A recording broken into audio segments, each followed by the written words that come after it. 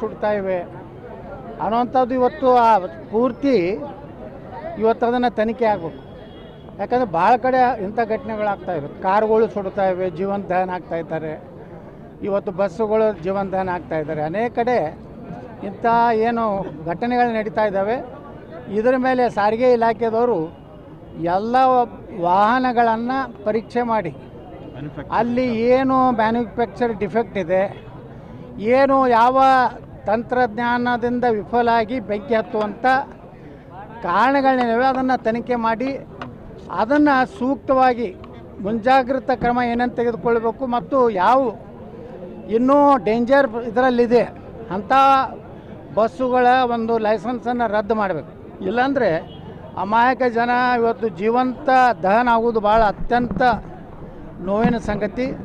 ನಾ ಕೇಂದ್ರ ಸರ್ಕಾರಕ್ಕೂ ನಿತಿನ್ ಗಡ್ಕರಿಯವ್ರಿಗೂ ಒತ್ತಾಯ ಮಾಡ್ತೀನಿ, ಯಾವ ಇದರ ಫಾಲ್ಟದಿಂದ ಅದು ಆಗ್ತಾಯಿದೆ ಅನ್ನೋಂಥದ್ದು ಒಂದು ಏನು ತಂತ್ರಜ್ಞಾನರು ಅದಾರ ಅವರೊಂದು ಕಮಿಟಿ ಮಾಡಿದ್ದನ್ನು ಎಲ್ಲ ಕಡೆ ಇಡೀ ಆಟೋಮೊಬೈಲ್ ಇದರಲ್ಲಿ ಯಾವುದೇ ಕಾರಣದಿಂದ ಆಗ್ತಾಯಿದೆ ಅನ್ನೋಂಥದ್ದು ತನಿಖೆ ಆಗದೇ ಇದ್ದರೆ ಇಂಥ ಅಮಾಯಕ ಜನ ಪಾಪ ಜೀವಂತ ದಹನ ಆಗೋದೊಂದು ಭಾಳ ಕೆಟ್ಟ ಒಂದು ಪರಿಸ್ಥಿತಿ. ಅದಕ್ಕೆ ನಾನು ಸಾಂತ್ವನೂ ಹೇಳ್ತೀನಿ, ಆ ಕುಟುಂಬಗಳಿಗೆ ಧೈರ್ಯ ಕೊಡುವಂಥ ಶಕ್ತಿ ಕೊಡಲಿ.